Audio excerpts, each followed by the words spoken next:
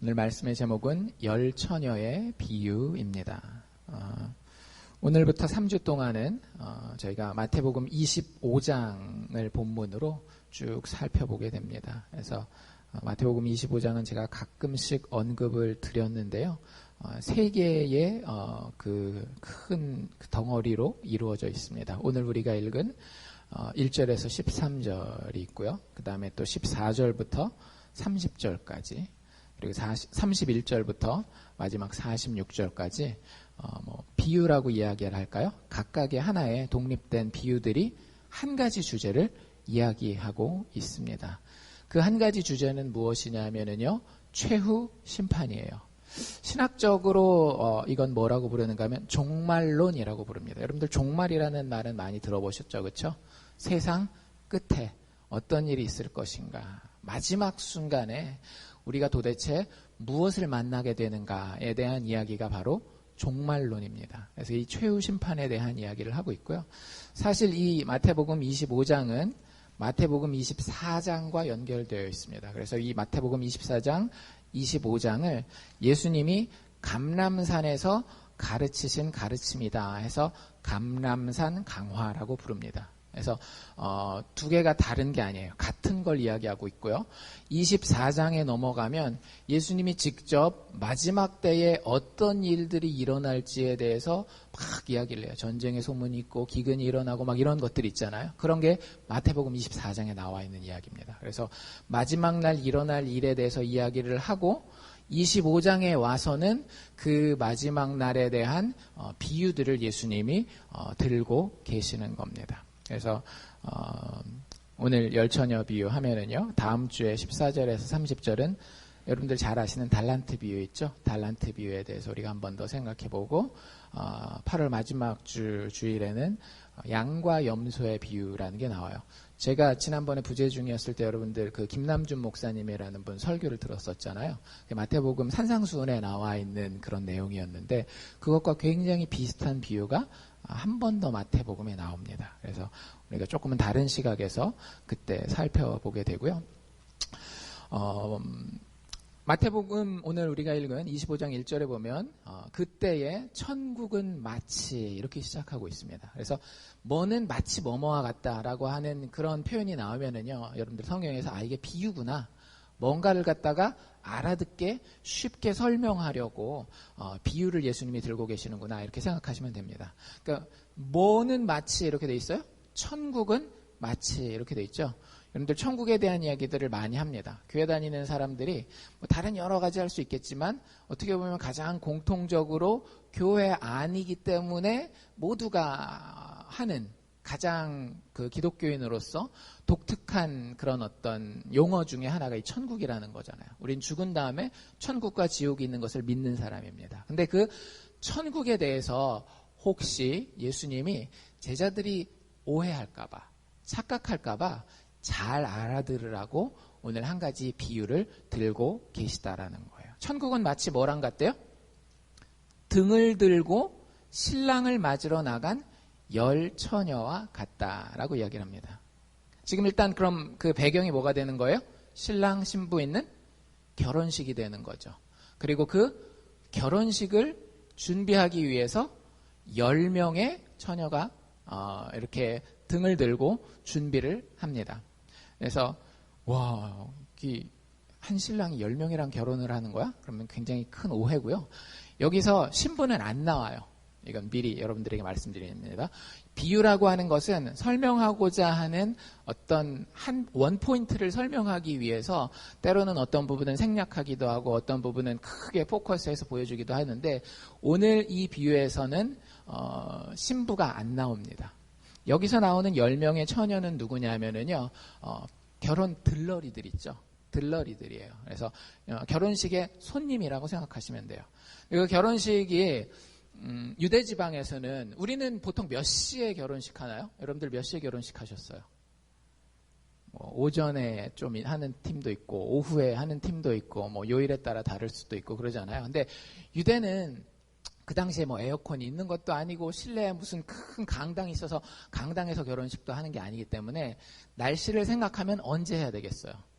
그렇죠. 밤에 저녁 때 결혼식을 해야 되는 거예요. 그래서 사실 이 결혼식이 있기 전에 먼저 이제 그 예비 파티가 있습니다.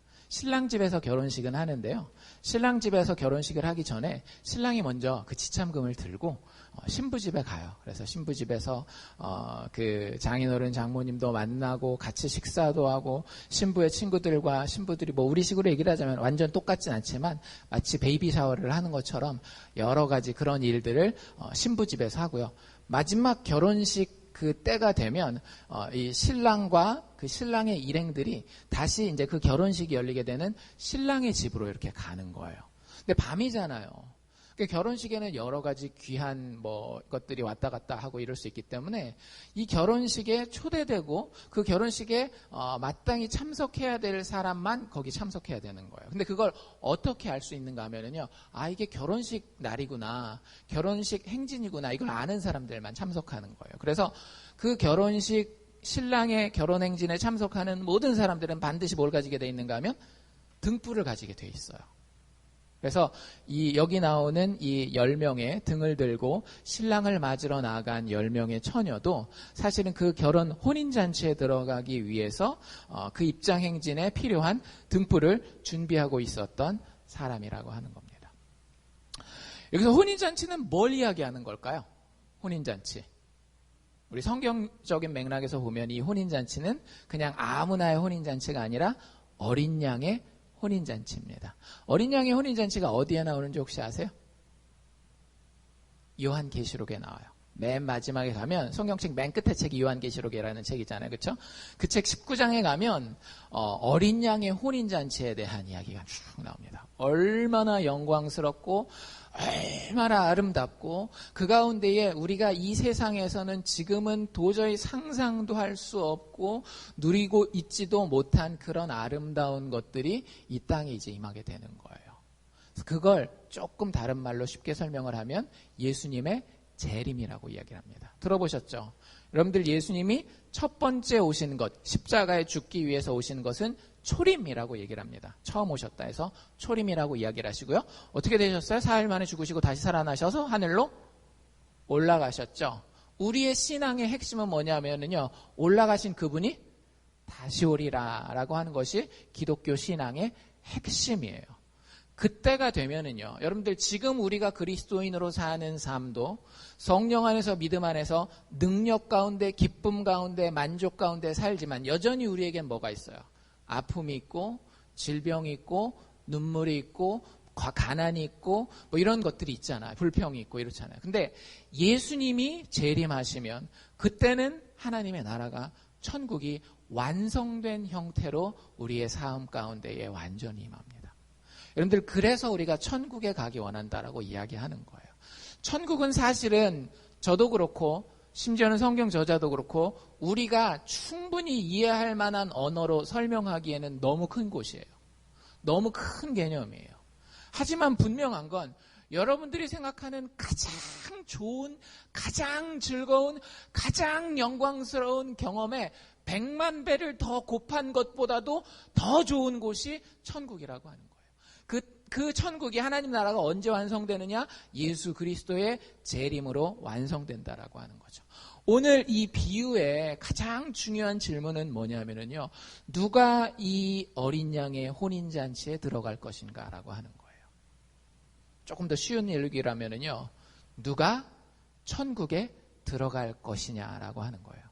여러분들 제가 여러분들 1대1로 만나서 물어볼까요? 여러분들 어린 양의 혼인잔치에 들어가시겠습니까? 대부분의 교회 다니는 분들은 뭐라고 대답해요? 찝찝해서라도 천국에 가야죠. 제가 완전한 건 아니지만 천국에 갑니다. 제가 그래도 예수 믿습니다. 이렇게 얘기를 해요. 아주 틀린 얘기는 아니에요.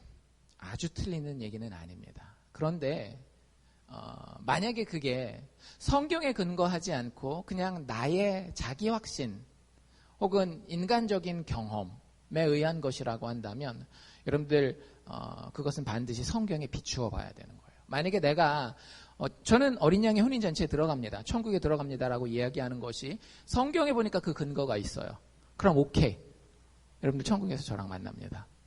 네, 만약에 여러분들이 아무리 큰 확신이 있더라도 성경과 비교해 봤는데 그게 좀 달라요. 그러면 굉장히 크게 고민하셔야 된다라고 하는 거예요.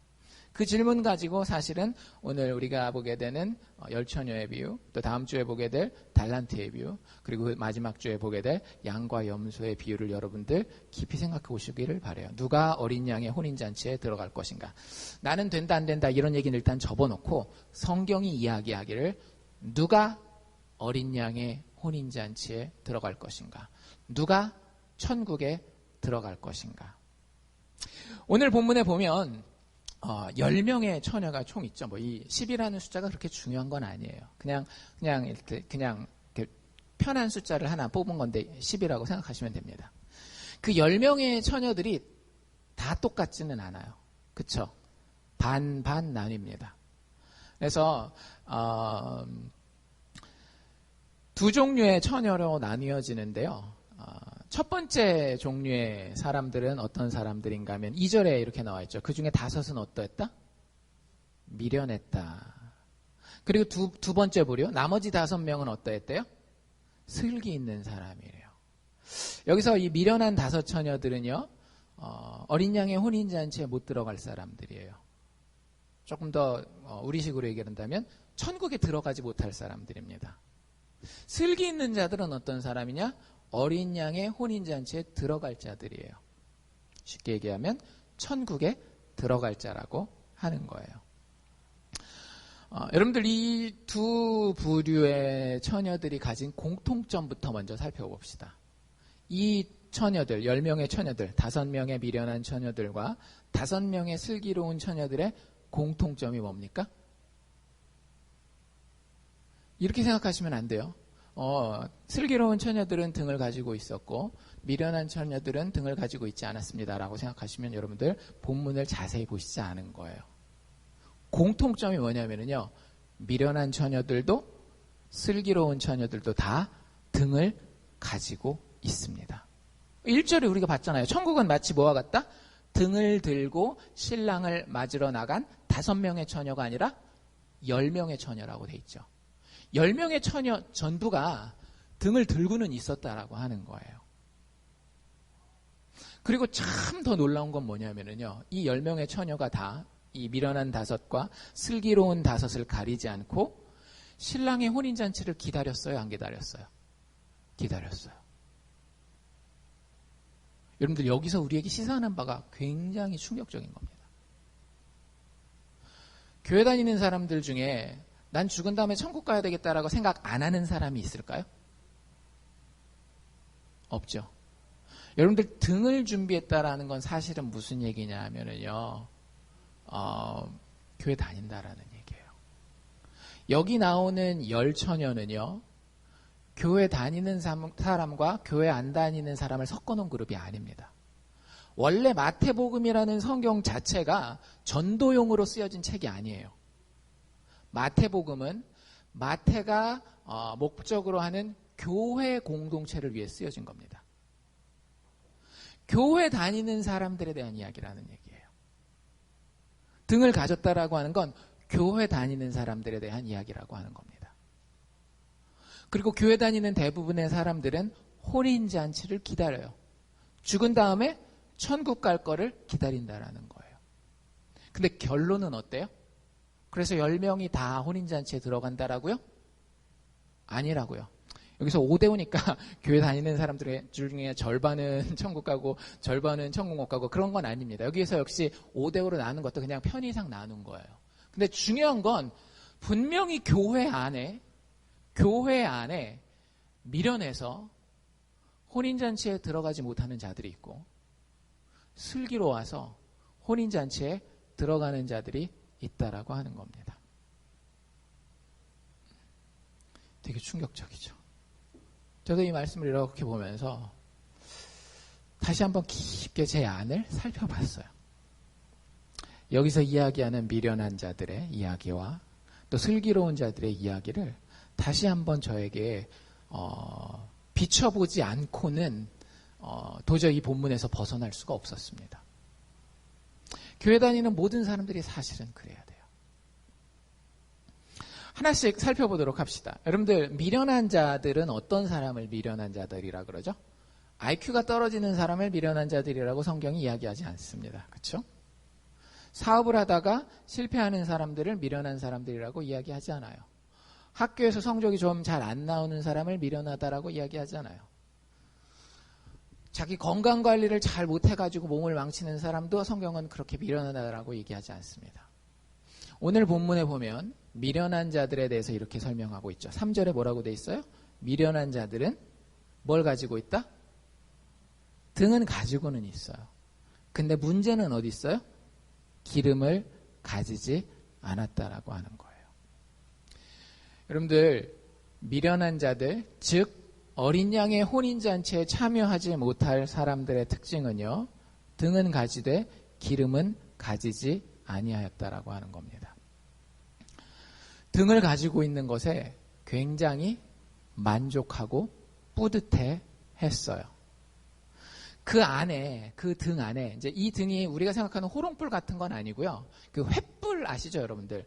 횃불 같은 건데, 그 횃불 꼭대기에 이제 심지가 있어서 타는데, 그 옆에 이제 연료통이 달려 있는 거예요. 그래서 거기다가 기름을 채워야 그 심지를 통해서 이렇게 불이 계속 타는 건데, 그 등은 있어요. 횃불은 있단 말이에요.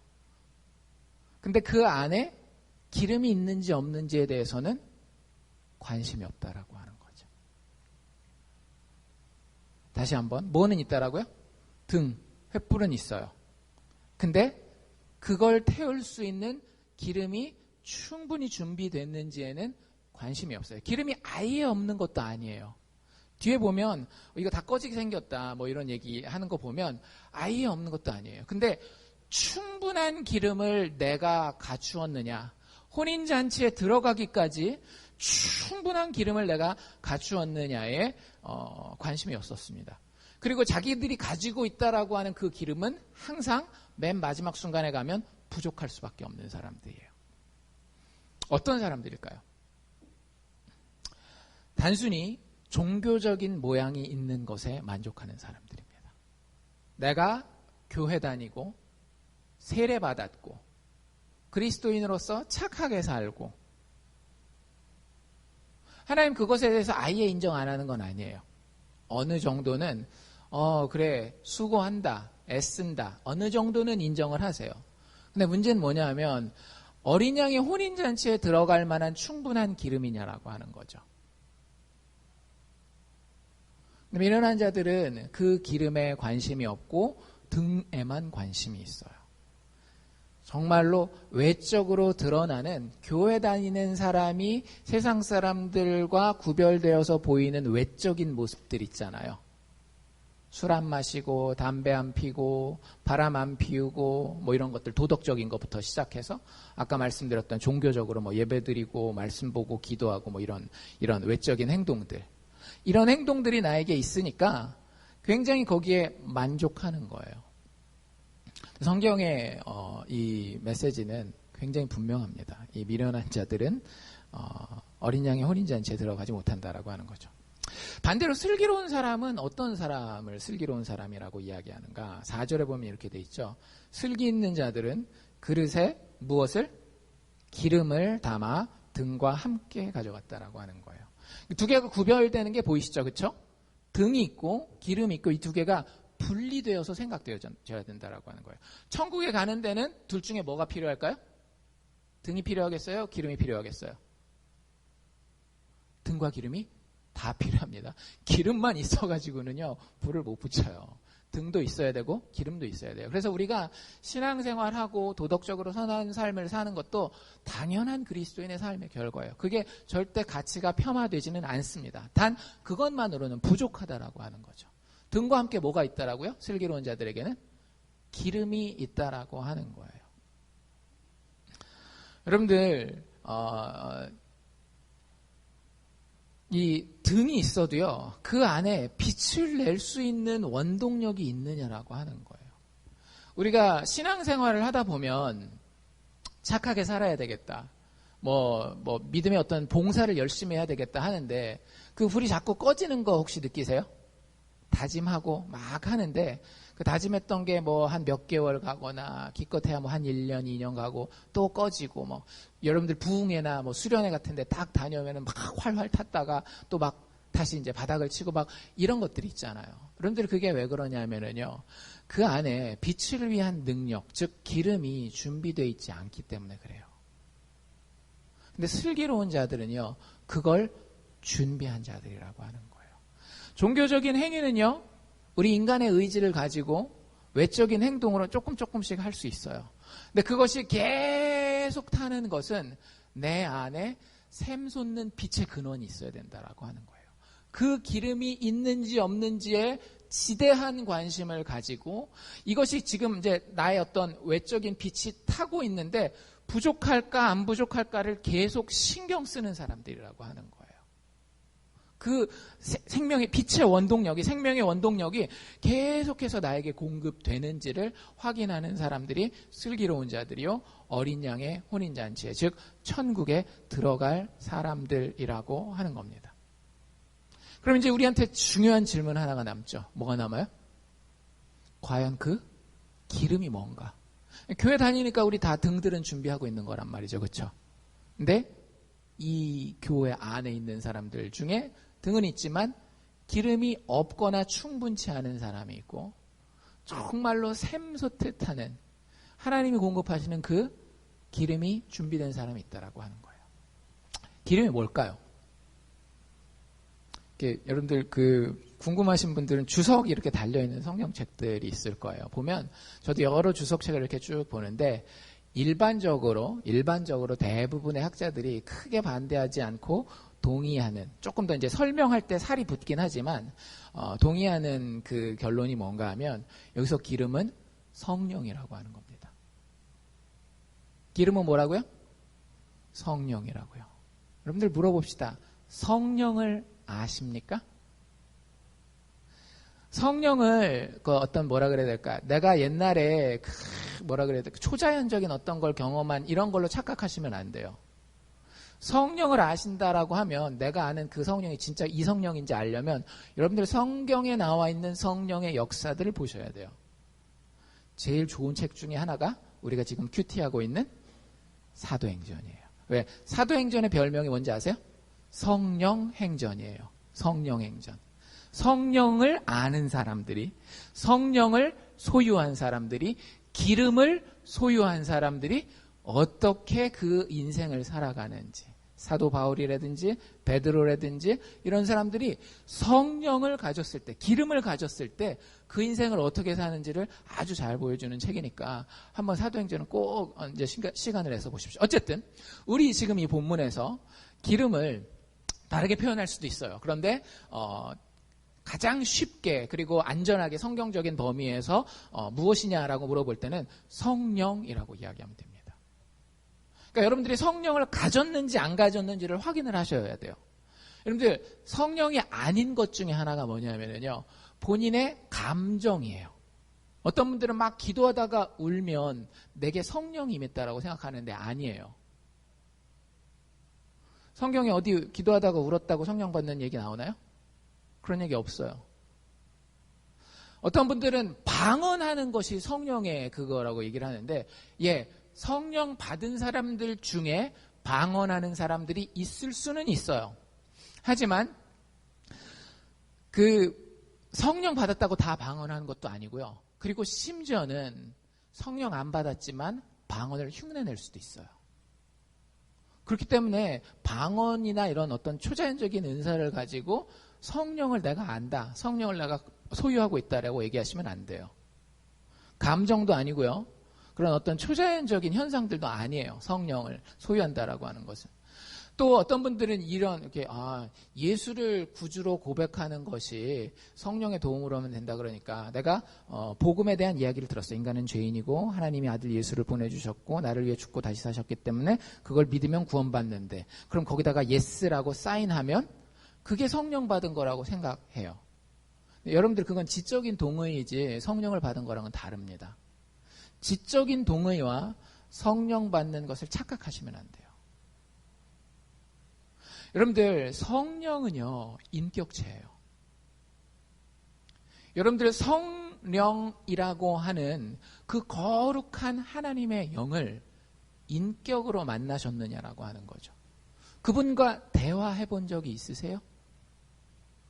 그분이 여러분들에게 말씀하시는 음성을 들으신 적이 있나요?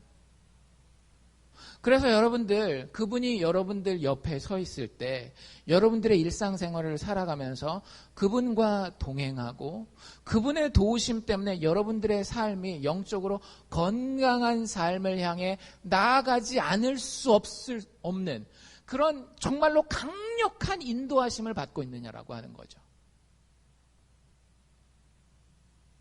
여러분들이 이걸 살피지 않고 그냥 지적으로, 감정적으로 혹은 미신적으로 신앙생활하는 사람들이 너무나 많이 있어요. 여러분들이 기름을 소유한 자들이라고 한다면, 즉 성령을 소유한 자들이라고 한다면 여러분들의 삶에는 예수와의 끊임없는 교제가 있는 겁니다. 그게 여러분들이 그 기름을 가졌다라고 하는 증거예요. 여러분들 어제도 그제도 오늘도 예수와 계속해서 교제하십니까? 아니면 그냥 나의 선한 양심과 나의 부지런함과 그냥 세상 문화가 주는 평안함과 즐거움만 가지고 사십니까? 교회는 다니지만 기름을, 즉 성령을 소유한 자들은요, 예수와 끊임없이 교제해요. 그리고 일상을 살아가면서 성령 안에서 어떻게 해서든지 믿음으로 살려고 그의 삶을 십자가 앞에 늘 내려놓습니다.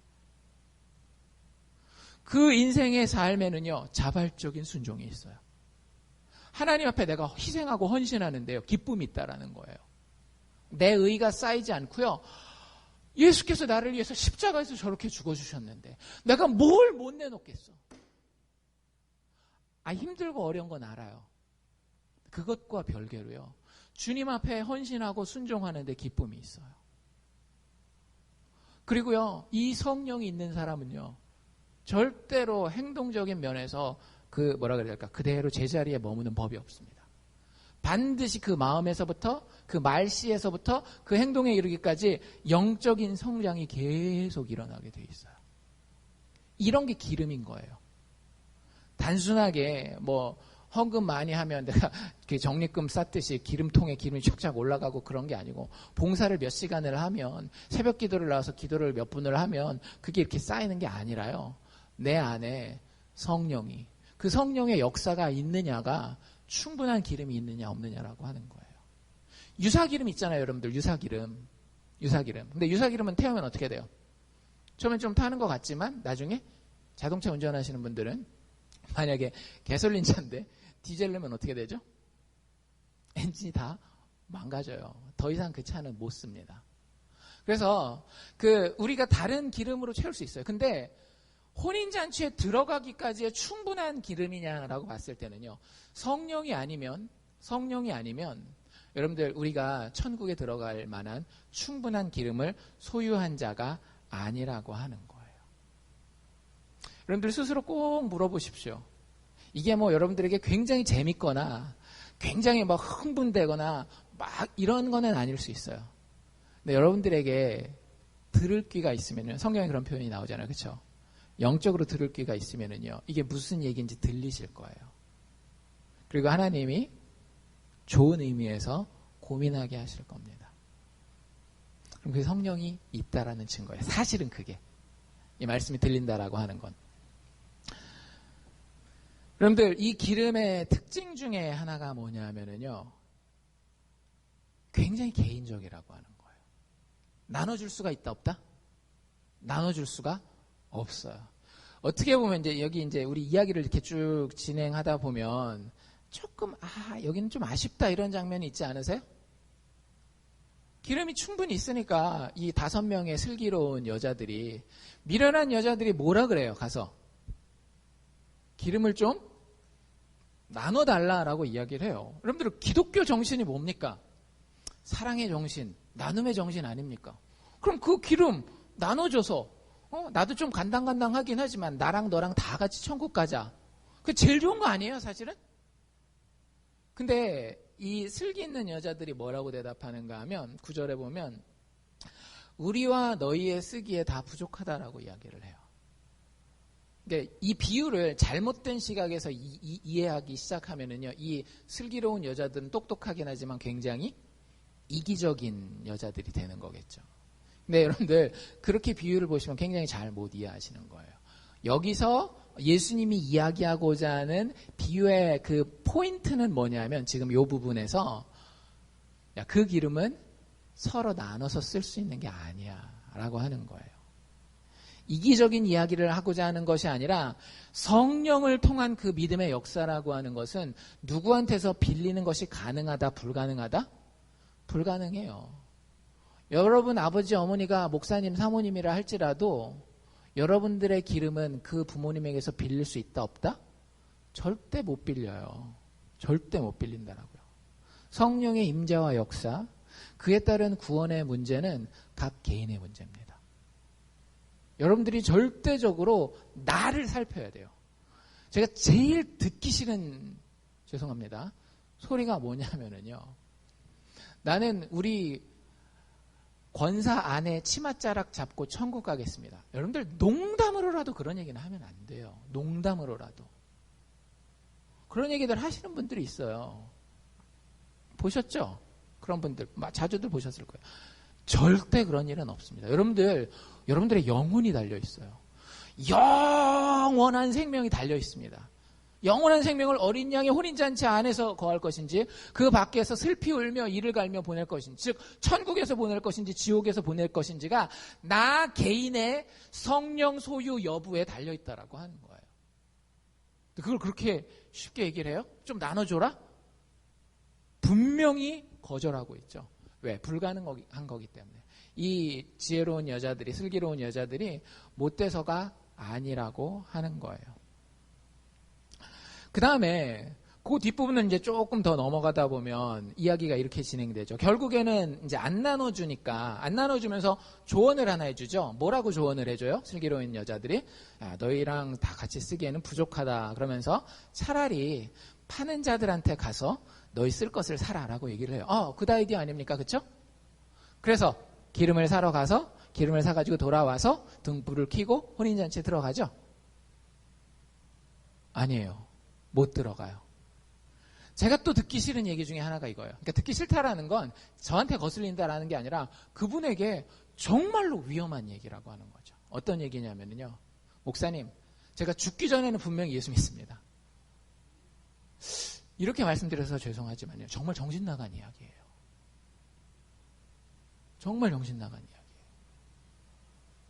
이 비유의 핵심 중에 하나는 뭐냐면요. 기다리다가 마지막 순간에 내가 혼인잔치에 들어갈 준비를 할 수 있다라는 생각은 진리다, 착각이다? 착각이라는 거예요. 여러분들 지금이 마지막 순간일 수 있어요. 장사 열심히 하다가 노후 대비 다 되고 저는 그때 교회 다니고 그때 예수 믿겠습니다. 두려운 줄 아십시오. 내 새끼들 아직 창창하지 않습니까? 아직 10살도 안 됐어요. 지금은 열심히 공부하다가 좋은 대학 가서 잡 잡고 결혼하고 손주들 놓고 평안히 살다가 그때 이제 가족도 있고 하니까 신앙생활하고 예수 만나고 그러면 되죠 뭐. 여러분들 두려운 줄 아십시오. 마지막이 언제일지 여러분들 아십니까? 몰라요. 비유의 맨 마지막에 예수님이 이렇게 얘기하시죠. 그런즉 깨어있으라. 너희는 그 날과 그 시를 알지 못하느니라. 꼭 기억하세요. 사이비 종말론자들은 뭐라 그래요? 그 날과 그 시를 우리가 안다. 저도 거기 혹 빠졌었거든요. 그게 몇 년이었더라? 1998년 10월 28일. 저희 결혼기념일인데 결혼도 하기 전에 결혼했구나 그때는 1992년이었나 보다. 1992년 10월 28일에 예수님이 재림하셔서 막 어떻게 그렇게 다 아는지. 다 거짓말이죠. 왜? 성경에 예수님이 뭐라 그랬습니까? 너희는 그 날과 그 시를 안다 모른다? 모른다. 네, 여러분들 이 세상의 역사의 종말만 우리가 모르는 것이 아니라 사실은 종말은 두 가지 측면에서 생각해 봐야 됩니다. 하나는 인류의 종말이지만 하나는 한 개인의 종말이에요. 그렇죠? 여러분들 내가 죽고 난 다음에 100년 있다가 지구가 망하건 1000년 있다가 지구가 망하건 그게 무슨 상관이 있어요, 나랑? 아무 상관없어요.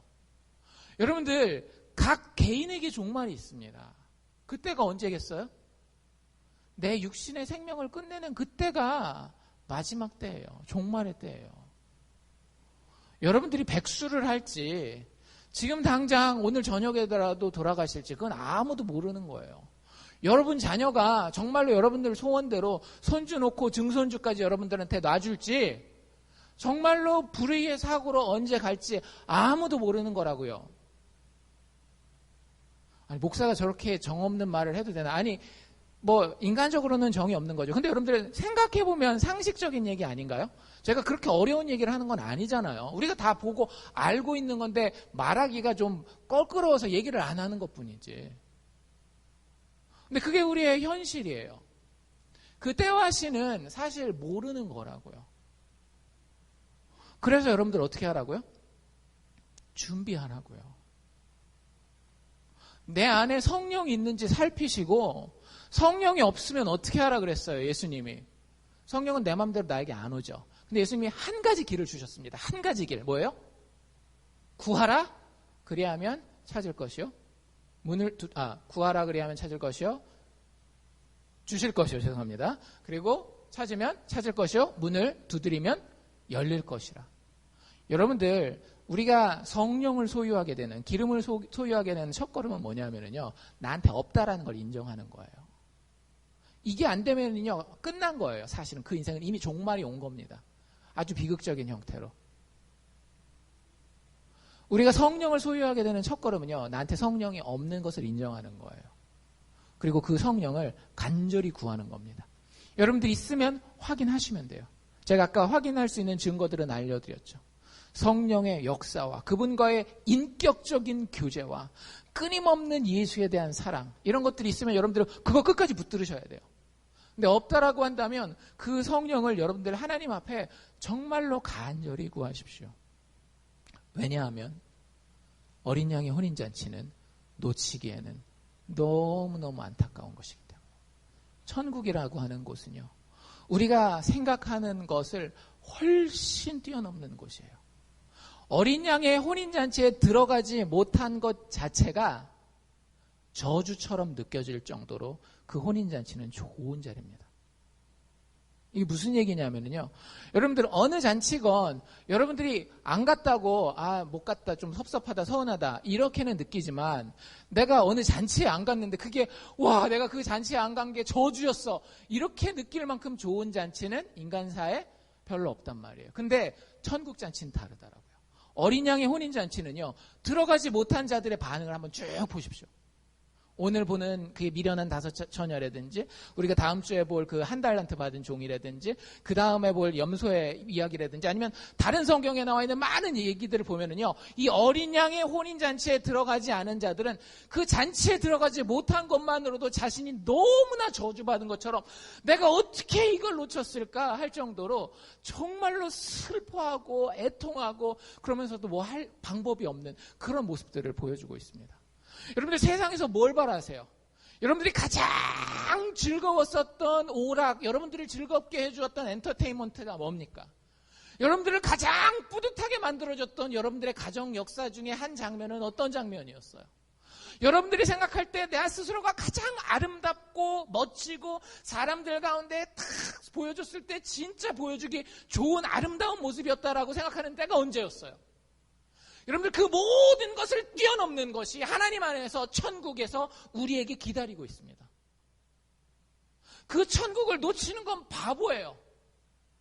그 천국을 놓치는 자는 말 그대로 저주받은 자예요. 그 혼인잔치를 만들기 위해서 이렇게 부족한 자들이 이렇게 죄짓고 이렇게 연약하고 이렇게 무지한 자들이 어떻게 섰는지 그 영광스러운 자리에 동참하기 위해서 우리 신랑이 치른 값이 있어요. 뭐예요? 그분의 피요, 그분의 고난이요, 그분의 죽음이라고 하는 거예요. 여러분들 신이 피를 흘렸어요. 신이 죽음을 감당했어요. 그러니 얼마나 좋은 것이 준비되어 있겠어요. 여러분들이 신을 믿는다라고 한다면. 여러분들 죽은 다음에 끝이 절대 아닙니다. 죽은 다음에는 반드시 심판이 있다라고 말씀드렸어요. 우리가 죄와 죽음 가운데 우리의 모질함과 못남 가운데에 그 문제를 어떻게 해결해야 될지 모를 때에 그리스도께서 우리와 똑같은 육체를 입고 죽어주심으로 그 혼인잔치를 준비해 주셨다라고 하는 거예요. 미련한 자들이 마지막 그 혼인잔치 들어가지도 못하고 밖에 서서 뭐라 그래요? 주여! 주여! 그러니까 주여 삼창하면서 기도해도 여러분들 천국 못 갈 수 있습니다. 그 사람들 기도도 열심히 하고 예수를 주라고 고백도 하고 입술로 못 들어간다라고요. 왜 못 들어가요? 진짜 불행한 게 사실은 여기 있는 거예요. 미련한 자기 자신의 자발적인 선택 때문에 어린 양의 혼인잔치에 못 들어간다라고 하는 거예요. 여러분들 나중에 혼인잔치에 들어가지 못하고 절대 하나님을 원망하지 마십시오. 왜? 하나님은 우리에게 기회를 주셨어요. 오늘 최소한 제 설교를 들으신 분들은 뭘 준비해야 되시는지 아시죠? 동의하건 안 하건 간에. 여러분들에게 예수 그리스도의 영이 임해서 여러분들이 그분과 날마다 동행하는 그 기름, 영적인 기름이 여러분들에게 필요하다라고 말씀드렸어요.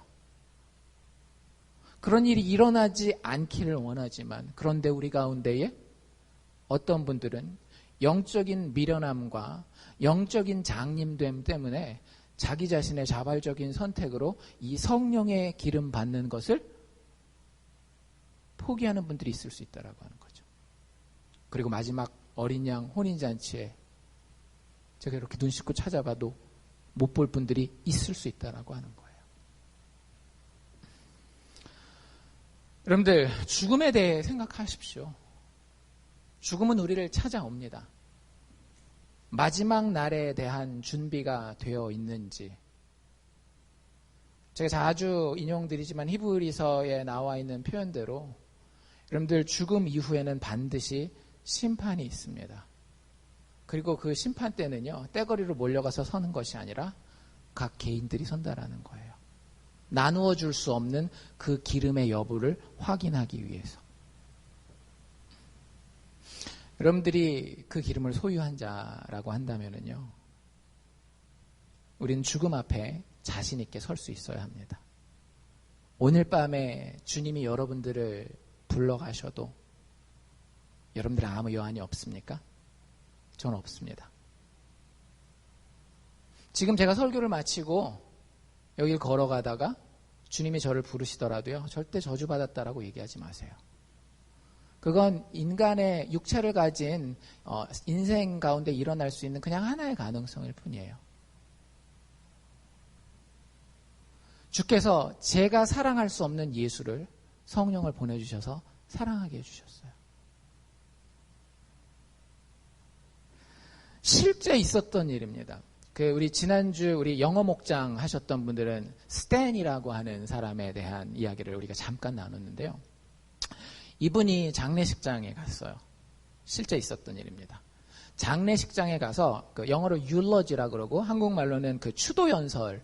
한국 사람들은 사실은 추도연설 같은 거 뭐 많이 안 하긴 하는데 미국 사람들은 이제 장례식 할 때 예배도 드리고 그러면 이제 목사님 설교도 하지만 친구들이나 가족들이 올라와 가지고 그 자리에서 그 사람이 어떻게 인생을 살았었는지 추억해 보기도 하고 그래요.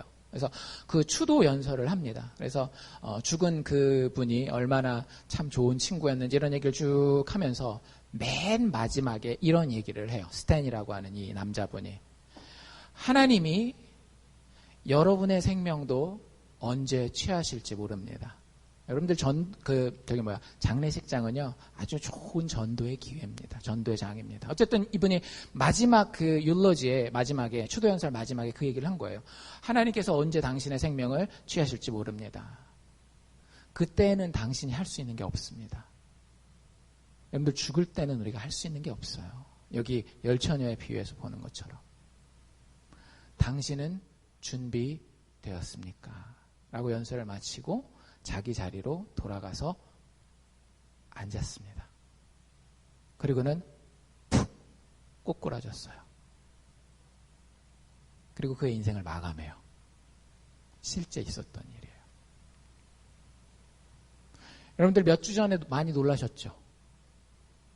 아직 50 중반도 안 된 분이 그렇게 인생을 아내 생일 축하해주러 갔다가 뭐 사고 난 것도 아니잖아요. 그렇죠? 한순간에 그 인생을 마무리합니다. 어떤 분들은 그렇게 50대에 오기도 하고요. 어떤 분들은 10대에 오기도 해요. 그건 모르는 거예요. 여러분들 준비되셨습니까? 죽음 앞에 자신 있게 설 수 있습니까? 아니면 아직도 그 죽음에 대해서는, 천국에 대해서는 별 관심이 없고 그 관심이 덜하고 여전히 내가 육체의 목숨을 가지고 사는 이 땅에서의 삶에만 돈 벌고 평안하고 사람들 앞에 인정받고 이런 거에만 나를 세우도록 뭐라 그래야 될까, 도깨비 방망이처럼 도움을 주는 그런 기독교만 소유하고 있습니까? 여러분들 예수 믿으면은요 기적을 체험합니다. 병도 나아요. 다는 아니겠지만 예수 믿으면 하나님이 우리의 물질적인 축복도 해주셔요. 하나님 세상에서 성공도 하게 해주셔요. 그런데 예수 믿는 사람들은 이걸 바라기 때문에 이렇게 되는 사람들이 아니에요. 예수 믿는 사람들은요 이걸 포기하는 사람들입니다. 그리고 죽음 앞에 오직 예수 그리스도의 피만 가지고 제가 서겠습니다. 그 생각으로 오늘을 살겠습니다. 제가 내일 이 땅에 남아있을지 천국에 불려갈지 알지는 못하지만 그 죽음 앞에 선 모습으로 오늘을 살겠습니다라고 하는 사람들이 그리스도인들이에요.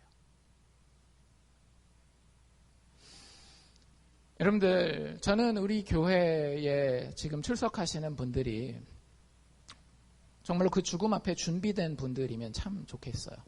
저도 2주 전에 그 일을 겪으면서, 여름 성경학교를 바로 앞두고 그 일을 겪으면서 뭐 충격이라기보다는 고민을 많이 했어요. 사실 저는 몇 분들한테는 제가 이미 말씀드렸지만 어떤 고민을 했었는가 하면, 제가 목회자잖아요.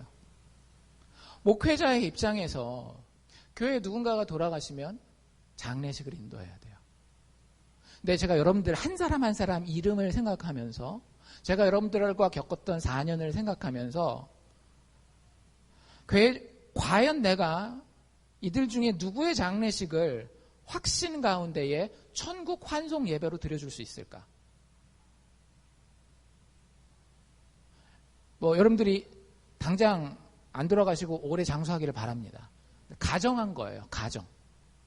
가정했는데 제가 정말로 여러분 안에 성령이 충만한 것을 알고 여러분의 예수 사랑하는 것이 정말로 그 삶과 말과 행동 가운데 정말로 확실한 증거로 드러나서 여러분들이 안타깝게 저보다 먼저 가셨을 때에 육체적으로는 서운하고 섭섭하고 보고 싶겠지만 하나님 앞에서 목회자로 여러분들 이분의 영혼이 천국에서 우리를 기다리고 있습니다.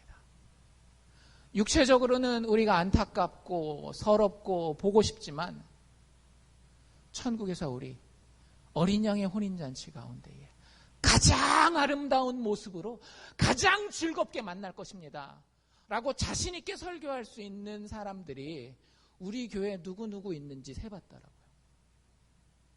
결론은 묻지 마십시오.